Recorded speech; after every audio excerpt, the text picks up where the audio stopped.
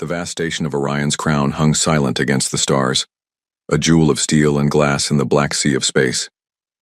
Hundreds of ships, big and small, human and alien, came and went through its ports.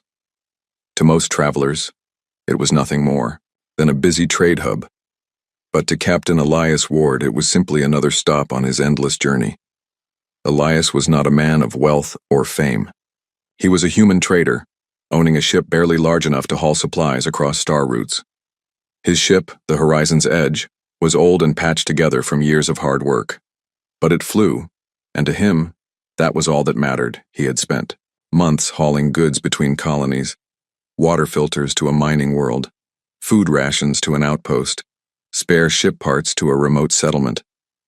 Now he stood in the market hall of Orion's crown, his last cargo delivered and his credit account finally full enough for repairs and fuel.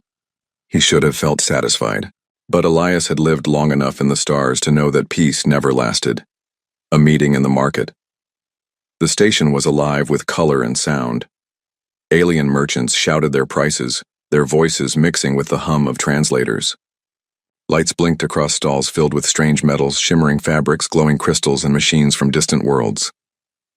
Elias moved through the crowd with practiced ease. His dark jacket was simple, his boots scuffed, his eyes sharp. He was human, and humans were still considered newcomers to the wider galaxy. Many aliens looked at him with curiosity, some with respect, others with quiet suspicion. He ignored it. He had business to finish. But then, something unusual caught his eye. At the far edge of the market, a woman stood alone. She was tall, her figure graceful, her silver hair falling like liquid light across her shoulders. Her eyes, a striking shade of violet, followed him with careful attention. She wore clothing that was far too fine for the rough market, a flowing gown of deep blue and silver marked with a crest that Elias didn't recognize. Elias slowed his steps. She was clearly out of place here. Nobility, maybe? Royals rarely traveled without guards. So why was she alone? When their eyes met, she stepped forward with sudden determination. "You," she said, her voice carrying a tone of command even through the translator. "You are human, yes?" Elias raised an eyebrow. "That's what my mother told me. Who's asking?" Her lips curved slightly, though it wasn't quite a smile. "My name is Lyra Valen, of the House Valen, and I need your help." The strange request. Elias was used to strange encounters. Space was full of desperate people, smugglers, thieves, nobles in disguise. But something about Lyra was different.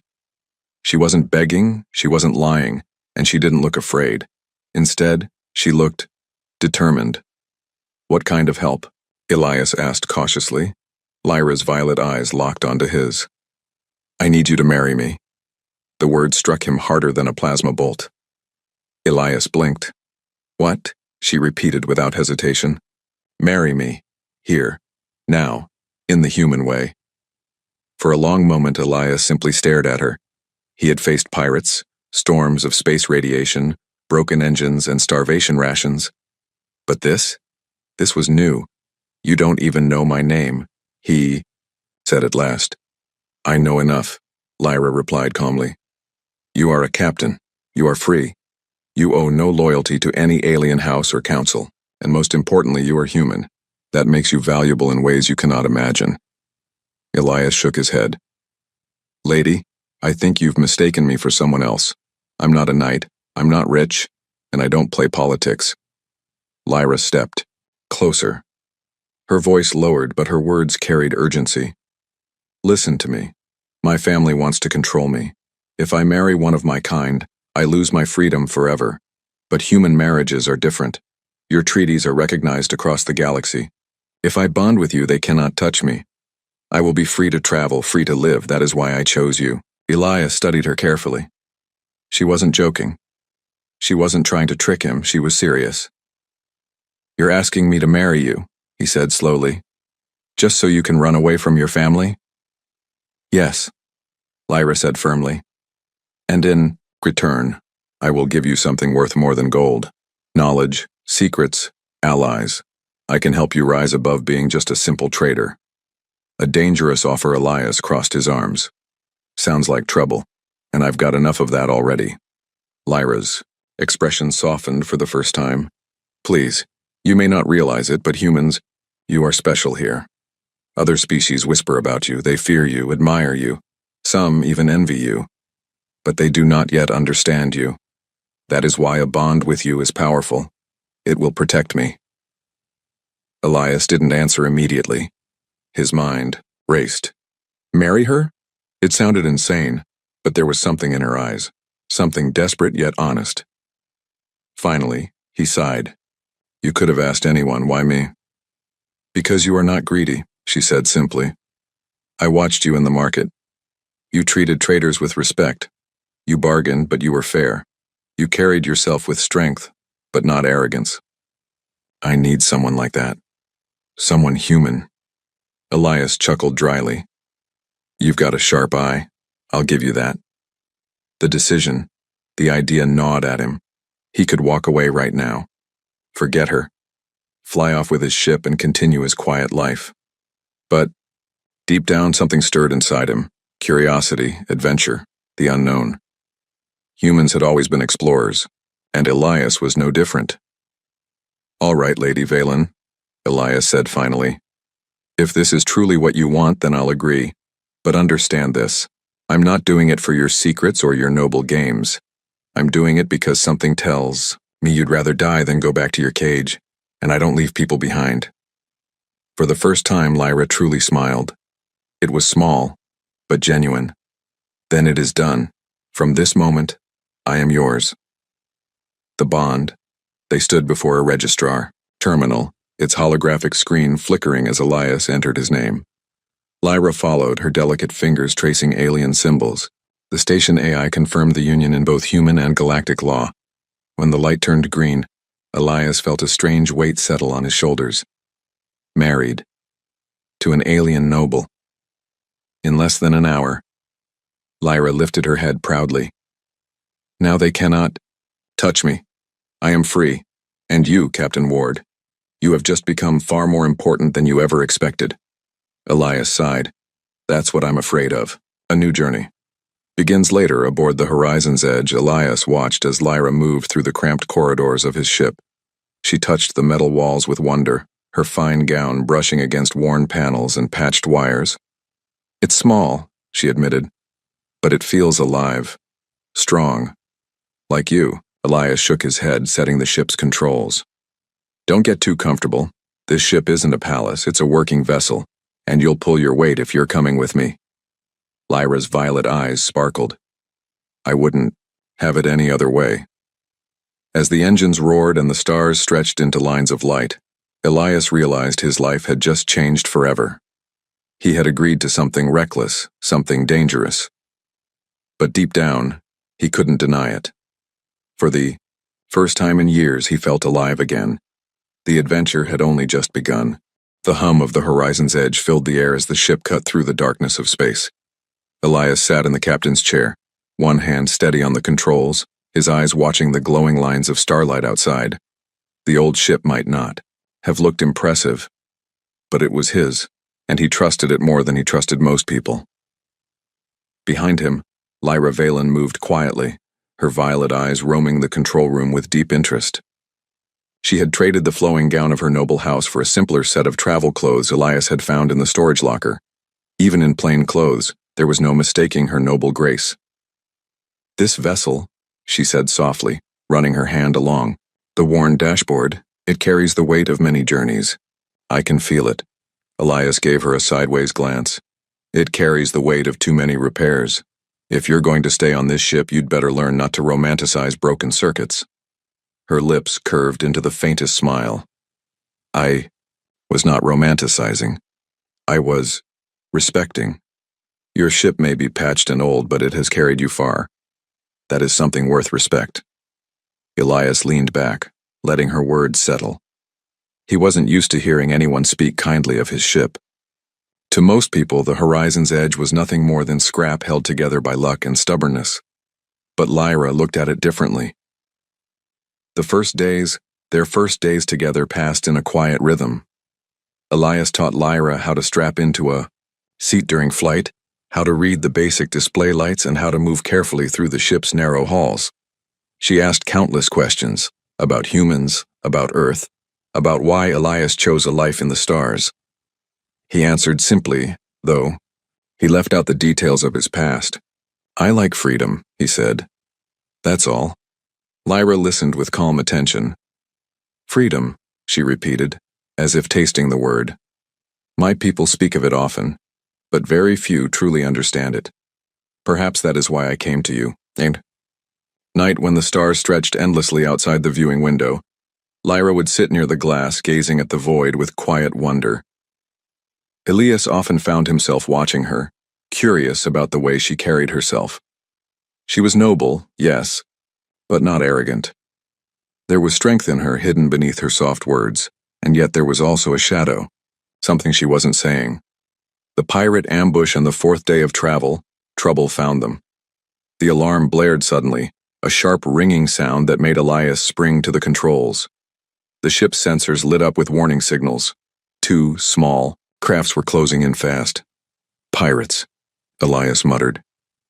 His hands moved quickly across the panel. "Looks like we're their unlucky target today." Lyra stood behind him, her expression calm but her eyes alert. "What will you do?" "What I always do," Elias said. "Survive." The pirate ships opened fire, bright flashes of plasma racing across the dark. The horizon's edge shook. As the shield struggled to hold, Elias gritted his teeth, pushing the ship into a hard roll. The old engines groaned, but they obeyed. Lyra held onto the back of his chair, her silver hair falling forward. "Can we fight them?" Elias barked. A laugh. "Fight them? Lady, this ship doesn't even have a proper cannon. We'll have to outsmart them instead." Human ingenuity. Elias scanned the nearby space. There was nothing but rocks, an asteroid field, scattered and sharp like broken glass. To most captains, it was a death trap. To Elias, it was a chance. He pushed the ship forward, diving straight into the field. The rocks spun dangerously close, their jagged edges glinting in starlight. The pirates followed, confident their faster ships could corner him. But Elias knew his ship better than anyone. He weaved through the asteroids with practiced skill, each twist and dive timed perfectly. The pirates fired, but their blasts struck only stone. Lyra's eyes widened as she watched him. "You fly as though the ship is an extension of your body," Elias smirked. "When you spend this long out here, it becomes second nature." He spotted a narrow gap between two massive rocks, just wide enough for the horizon's edge to slip through. He darted toward it. The pirates tried to follow, but one ship clipped the rock, shattering its hull in an explosion. The other slowed, wary of the dangerous field. Elias took the chance, powering the ship out the other side. When the scanners cleared, the remaining pirate was gone. After the battle, the ship settled into silence again, the stars calm and endless around them. Elias let out a long breath, his hands loosening from the controls. His heart still raced, but his face remained steady.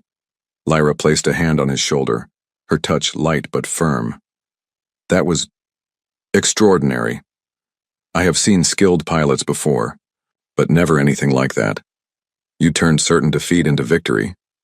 Elias shrugged. "It wasn't victory. It was survival. Big difference."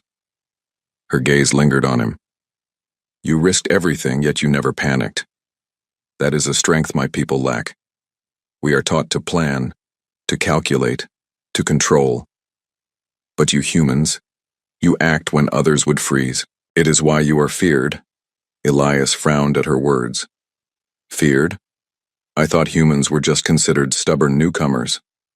Lyra's expression darkened slightly. "You are more than that. There are whispers in the councils, whispers that humans adapt too quickly, that you rise too fast, that you cannot be contained. Some fear that one day you will change the balance of power in the galaxy."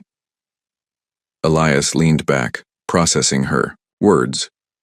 He had never thought of himself as dangerous. He was just a man with a ship, trying to make a living. But Lyra's voice carried no doubt. A shared meal. That evening, they sat together in the small mess hall of the ship. Elias heated 2 ration packs, the smell of simple stew filling the air.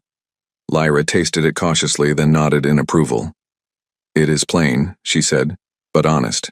Food meant for survival, not for ceremony. I like it. Elias chuckled. Not exactly a royal feast, huh? I have had royal feasts all my life, Lyra replied softly, and I have never enjoyed one half as much as this. For the first time since their strange marriage, Elias saw her not as a noble or a passenger, but as a companion. She was learning his world, just as he was beginning to understand hers. A quiet confession later, as the stars drifted outside the window, Lyra spoke quietly. Elias, there is something I must tell you. Something important. He turned toward her, his brow furrowed. I'm listening. She hesitated, her fingers tracing the edge of her cup. I told you I wanted freedom, that is true. But there is another reason I begged you for this bond. My family, they hold someone dear to me. Someone I cannot abandon. Who? Elias asked. My sister, Lyra whispered. Her voice trembled, for the first time. Her name is Celine. She is younger than I, and she is still trapped under their control. If I do nothing, they will use her for their schemes. I could not bear it. That is why I sought you. Elias studied her carefully. She had hidden this truth until now, but he could see the pain in her eyes. You want me to help you free her? He said quietly. Lyra nodded. Yes, but it is not so simple. There are laws, traditions, bindings of blood and honor. To protect her, we may need to take steps that you may find difficult. Elias leaned back, crossing his arms. You're holding something back. What steps? Lyra's lips pressed into a thin line. I will tell you soon, but for now, know this. Celine is innocent. She deserves a life of her own, and I cannot save her without you. Elias exhaled slowly. He should have known this was more complicated than a runaway noble seeking freedom. But deep down, he also knew he wouldn't turn his back on her, not now. A new understanding. That night, as the ship drifted quietly through space, Elias sat alone in the cockpit, his mind restless. Lyra had brought danger into his life, but also purpose. For the first time in years, he wasn't just running cargo. He was part of something bigger. When Lyra joined him sitting silently beside his chair, he didn't push her away. They sat together in the glow of the stars, saying nothing but sharing a quiet understanding. The journey was no longer just about her freedom. It was about something deeper. Family, loyalty, and choices that could change everything.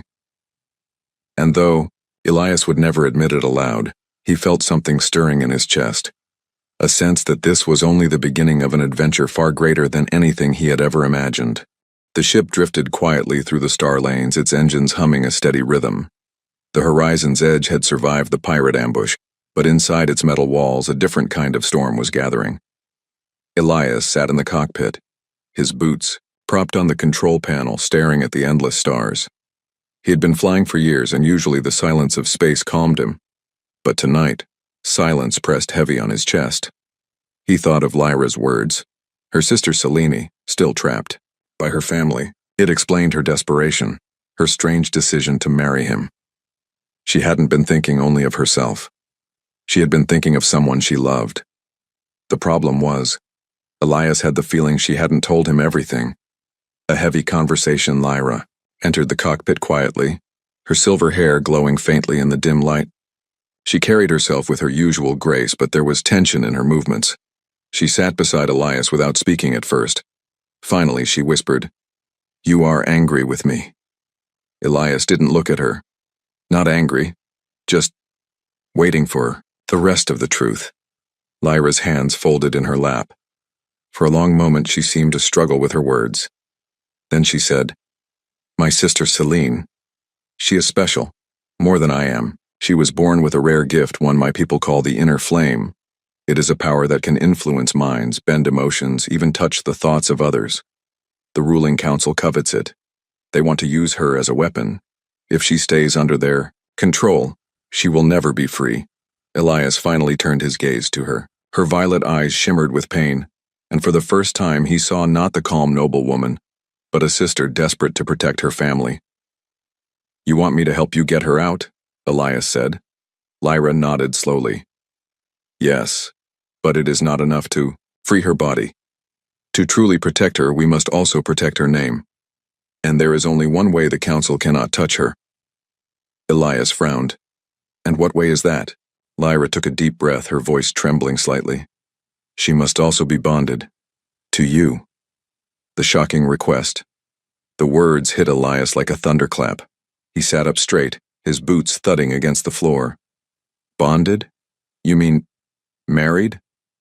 he demanded. Lyra lowered her eyes. "Yes. It is the only way. Our laws are complex, tangled in honor and tradition. But one thing is clear. Once bonded to a human, no council can claim her. They will not dare challenge it. It is the one loophole they cannot close." Elias rubbed his temples, shaking his head. "Unbelievable. First you show up asking me to marry you out of nowhere, and now you want me to marry your sister too?" Her voice was soft, but steady. "I would not ask if there were any other path." Elias stood and began to pace, the frustration boiling inside him. "Do you understand how insane this sounds? I barely know you, Lyra. And now you want me to tie myself to someone else, someone I've never even met?" Lyra rose too, her eyes burning with emotion. I know it is unfair. But Selene is innocent. She did not choose her gift, and she should not be punished for it. If I could do this myself, I would. But the law does not allow it. Only you can." Elias's conflict. The cockpit fell silent, except for the hum of the ship. Elias stared out at the stars, his mind a storm.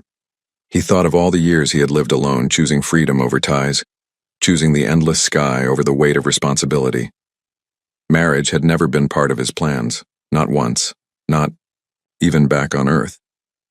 Yet here he was, already bonded to one alien noblewoman and being asked to bind himself to another. Part of him wanted to laugh at the madness of it. Another part of him wanted to refuse outright. But then, he remembered the look in Lyra's eyes when she spoke of her sister.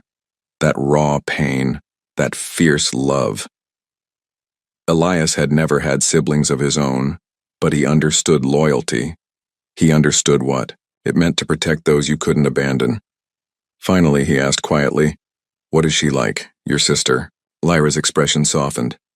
"Selene is gentle. She has always cared more for books and dreams than politics. She does not seek power. She only wishes for peace. But that is why they see her as weak, easy to control. If you met her, Elias, you would see. She deserves freedom as much as I do." A dangerous path. Elias sat back down heavily. "If I agreed to this, what would it mean? For me?" Lyra hesitated. "It would mean danger.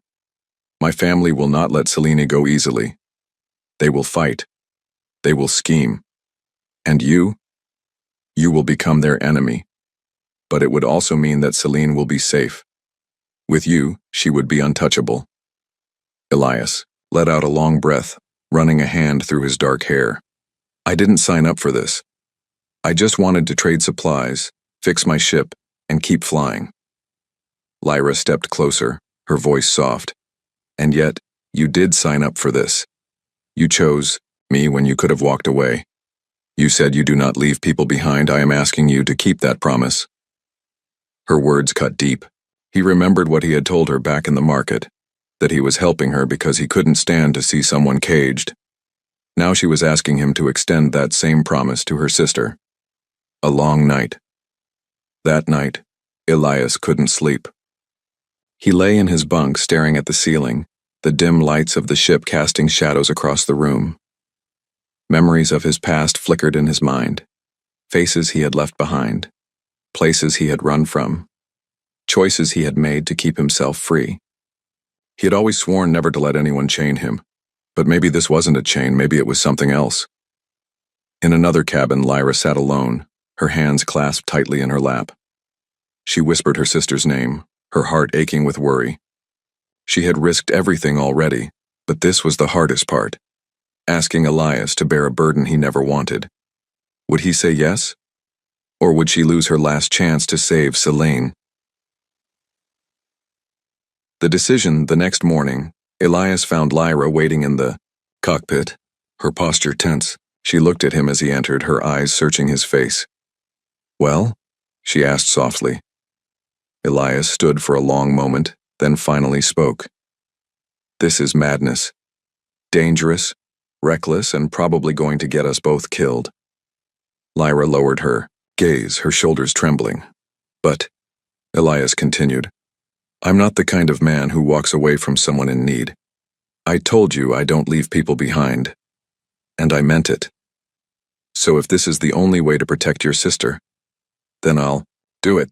Lyra's head snapped up, her eyes wide with shock. "You mean it?" Elias gave a tired smile. "I mean it. But you'd better be right about her, Lyra. Because if I'm going to risk everything, I need to know she's worth it." Tears shimmered in Lyra's eyes, though she blinked them away quickly. "She is, I swear it." A new course. Elias turned to the controls, setting new coordinates. "Then let's not waste time. Where is she?" Lyra stepped closer, her voice steady again. "The capital world of Valen Prime. She is kept in the inner fortress of my family's estate, guarded, watched, hidden from the world. To reach her, we will need disguise, cunning, and courage," Elias muttered under his breath. "Figures. Never the easy jobs." Lyra placed a hand gently on his arm. "Thank you, Elias.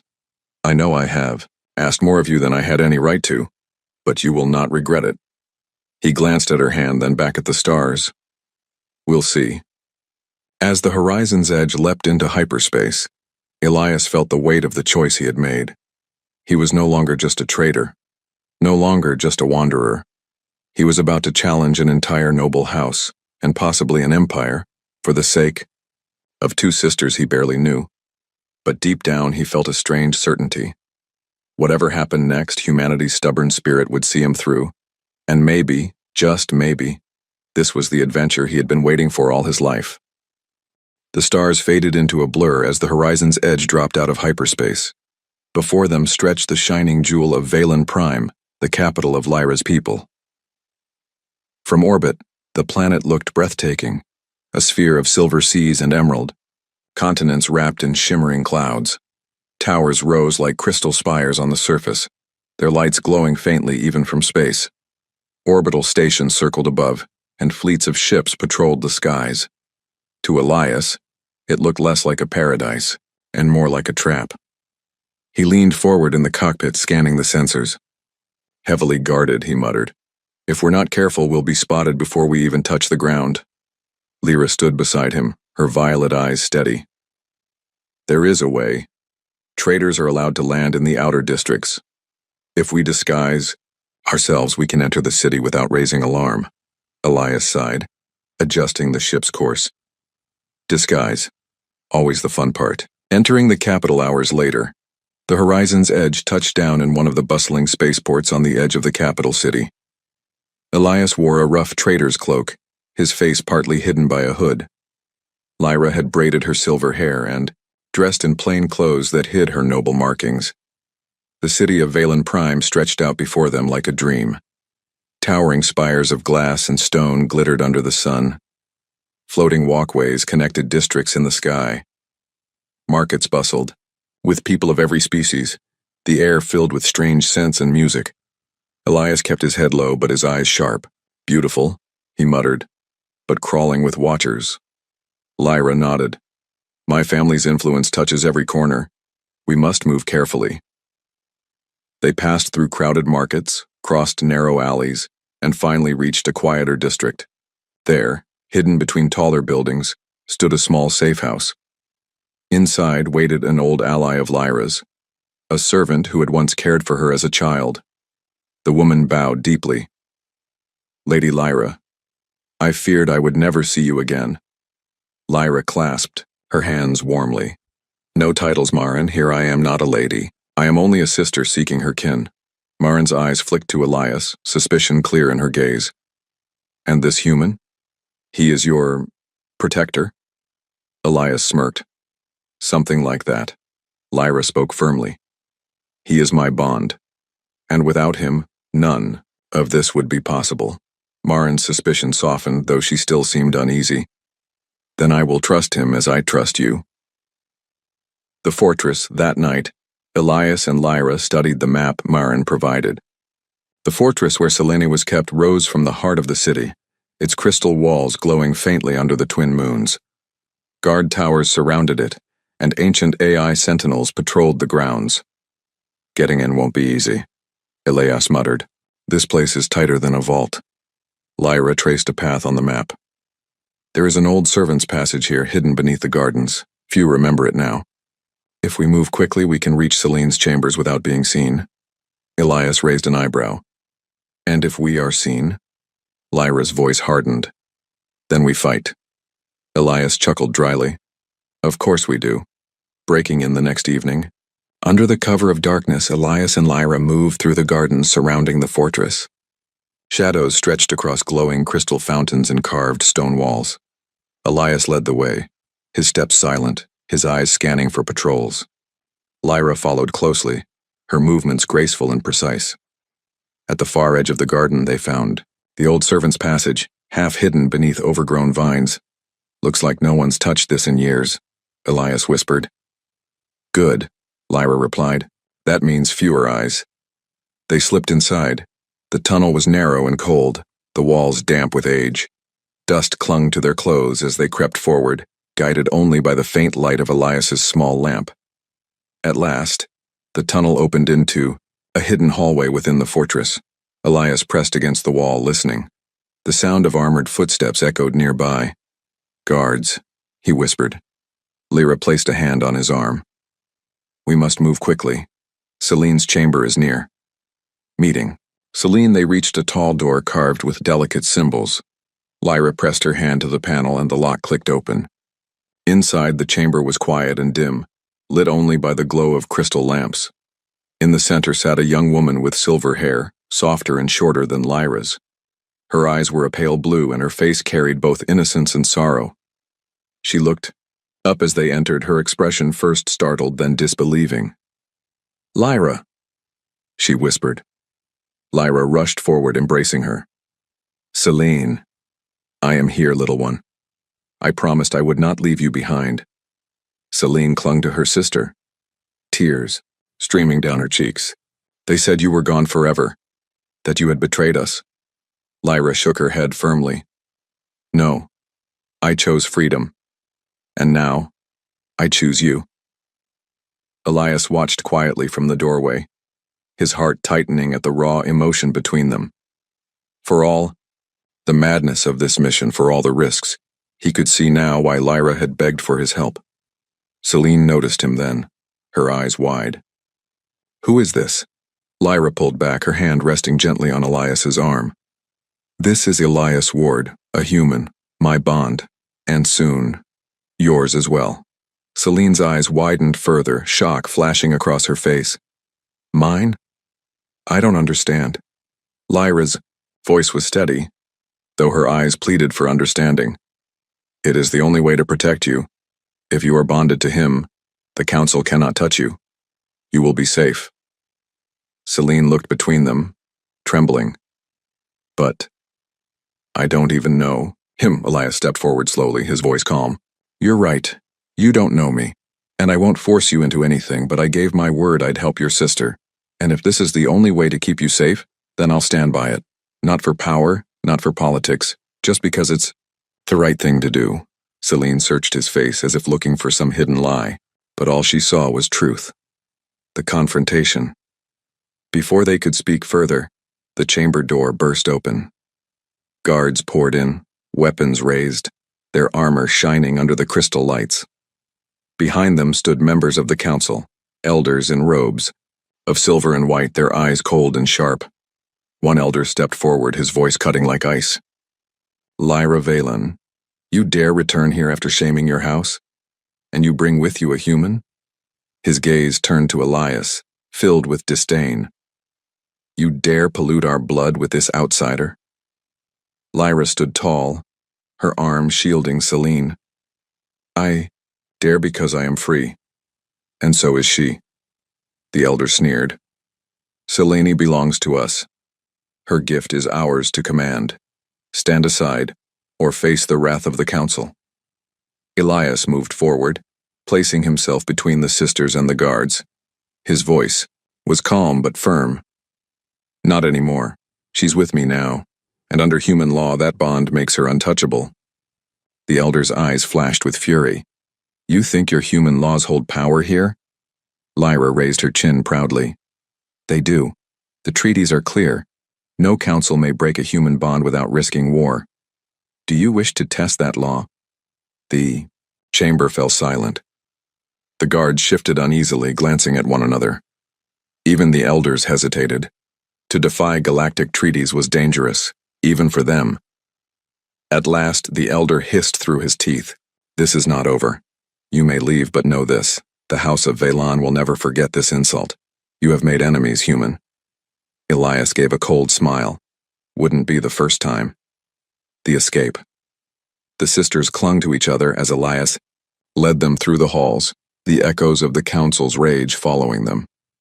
Marin's map guided their steps back to the tunnel, and soon they were outside again, slipping into the shadows of the city.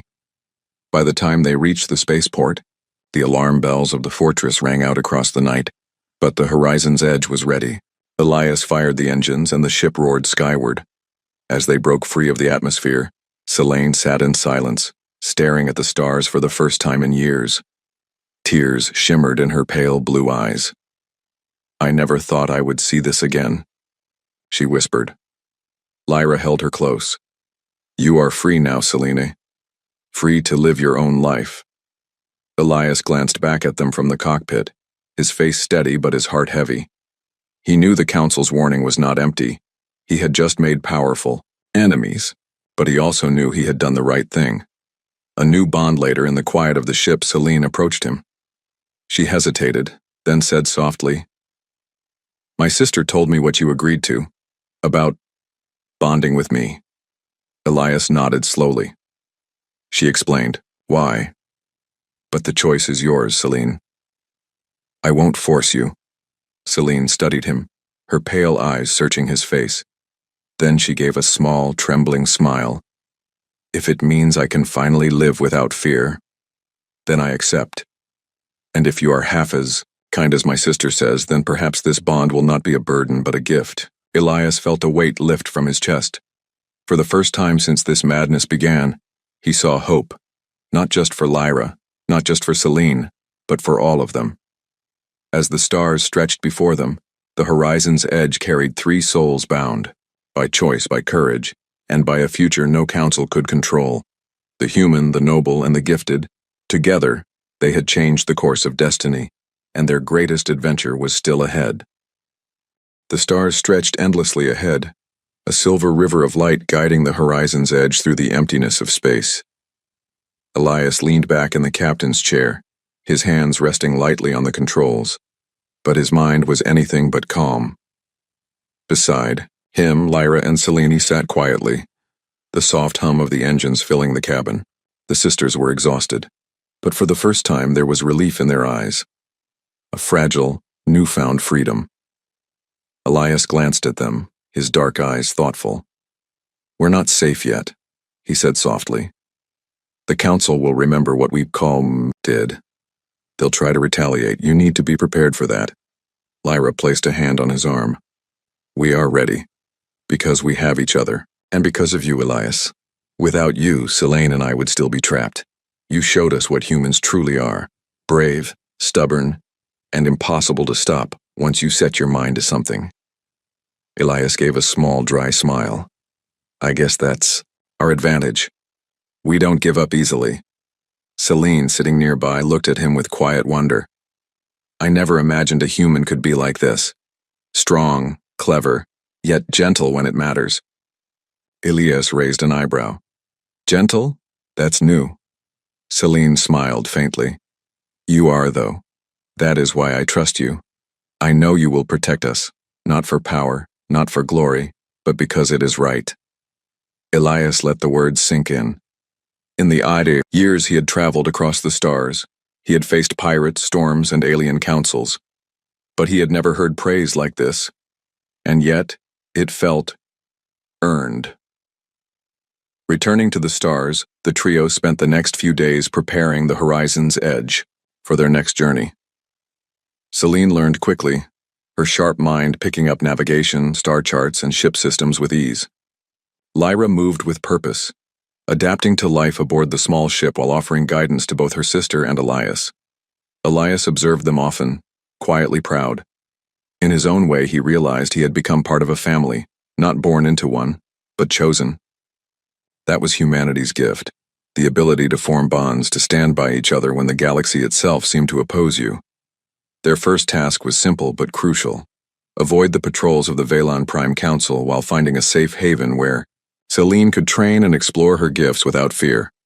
Elias charted a course to a remote planet, hidden in a system few knew about. There, they could land without attracting attention. While the sisters prepared the ship, Elias worked on repairs and upgrades, his hands moving deftly over the panels. The old ship groaned but obeyed him. Lyra watched him, thoughtful. "You always know what to do, don't you?" Elias shrugged. "Experience, and humans. We learn fast when the stakes are high. First signs of a threat. Despite the quiet, danger lingered." Elias's instincts had never failed him, and now they warned of a shadow in their path. Scanning the nearby star systems, he noticed movement. A patrol vessel, sleek and menacing, far larger than anything they could hope to outrun, if caught unprepared. Lyra joined him, her expression calm but alert. "The Council is searching," she said. "They will not forget Celine." Elias clenched his jaw. "Let them come. I've faced worse than a few ships before." Celine, sensing the tension, stepped beside them. "I want to help," she said. "I may not be a pilot or a fighter yet, but I can use my gift to shield the ship or confuse them." Elias turned to her, surprised. "Are you sure? That's risky." Celine nodded. "I have been trapped all my life. I will not hide anymore, not when we can fight for what is right." Lyra placed a hand on her sister's shoulder. "You are brave, Celine, and now you have allies who will fight beside you." A battle in the stars, the patrol vessel closed in quickly. Elias tightened his grip on the controls. "Get ready," he said. "We're going to show them why humans are never to be underestimated." The ship shuddered as the patrol opened fire, plasma beams cutting through the darkness. Elias skillfully maneuvered the horizon's edge, weaving through the blasts and using nearby asteroids as cover. Selene focused, reaching out with her gift, creating a subtle veil of confusion over the attackers' sensors. Their shots missed more often, and the patrol vessel slowed, unsure of what they were encountering. Lyra fired the ship's small defensive turrets, striking with precision at weak points on the enemy hull.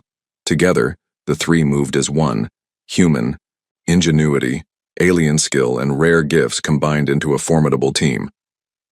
Finally, Elias executed a daring maneuver, diving between two asteroids while the patrol vessel miscalculated the path. With a final surge of speed, the horizon's edge broke free, leaving the enemy ship behind. The three of them exhaled, the tension dissolving into quiet relief. Safe haven. They landed on the hidden planet, a world of green forests and clear lakes, untouched by civilizations. Here Celine could learn, Lyra could recover, and Elias could finally take a breath. Celine explored the forests, testing her abilities under the open sky. Lyra walked along the crystal lakes, thinking of her past, of the family she had left behind, and of the future she now had a hand in shaping. Elias repaired and upgraded the ship, but he also took time to teach them both the ways of space, navigation, survival, and tactics. He shared stories of humans he had known, of distant worlds he had visited, and the lessons he had learned from both success and failure. In these quiet moments, a new understanding formed among them. They were no longer just a human and two aliens. They were a team, a family forged by choice, courage, and loyalty. Bonds strengthened weeks passed, and their skills grew. Celine's gift became stronger under guidance, and she learned to control it rather than fear it. Lyra's confidence returned, her adventurous spirit tempered with wisdom. Elias continued to lead, but he also learned from them, seeing the universe in ways humans rarely did. One evening, the three sat on a hill overlooking the forest, the twin suns setting in gold and silver streaks across the sky. Lyra leaned on Elias's shoulder. "I never imagined I could feel this free," she said softly. "And yet, I do. Because of you." Elias smirked. "I didn't do much, just didn't let you fall behind." Celine smiled shyly. "You did more than you realize. You gave us a chance to live, and now we can choose our own paths." Elias looked at them both, a rare warmth in his chest. "Humans are often underestimated," he said quietly. "But we adapt. We fight when needed. And we protect those who cannot protect themselves. That is what makes us strong. That is what makes us human." A new journey. They spent the next months exploring nearby systems, helping settlements, and quietly building alliances. Word of the human who had rescued two powerful nobles spread across the galaxy. Aliens spoke in hushed tones of the human who could outthink patrols, survive ambushes, and protect those others could not. But Elias never sought fame. He did not want power. He simply followed the principles he had always believed in: courage, loyalty, and justice. Lyra and Selene grew into roles of leadership in their own right, using their freedom wisely. They helped colonies, negotiated peace, and shared knowledge of their people's traditions in ways that encouraged understanding rather than control. And wherever they went, Elias remained at the center, not as a ruler, not as a commander, but as a human who reminded the galaxy why his kind could never be ignored. Legacy of a Human years later, tales of their adventures filled spaceports, cafes, and starship hangars. Humans whispered about him with pride, aliens with caution, and children with wonder. Elias often thought back to that day in the market hall of Orion's Crown, when a desperate noblewoman asked him to marry her. He had not known then that it would lead to an adventure that changed the lives of two sisters, defied a council, and sparked legends across star systems. But he also knew that it was not the marriage, not the danger, nor the stars that made the story remarkable. It was choice, humanity's stubborn, daring, compassionate choice. Elias smiled as he looked at Lyra and Selene, flying beside him on the horizon's edge, their laughter blending with the hum of the engines. He realized that humans were not just special because of strength or cunning. They were special because they could choose, they could rise, protect, and endure. And when they did, nothing, not empire, not law, not fate, could stop them. The stars stretched ahead, endless and full of possibility.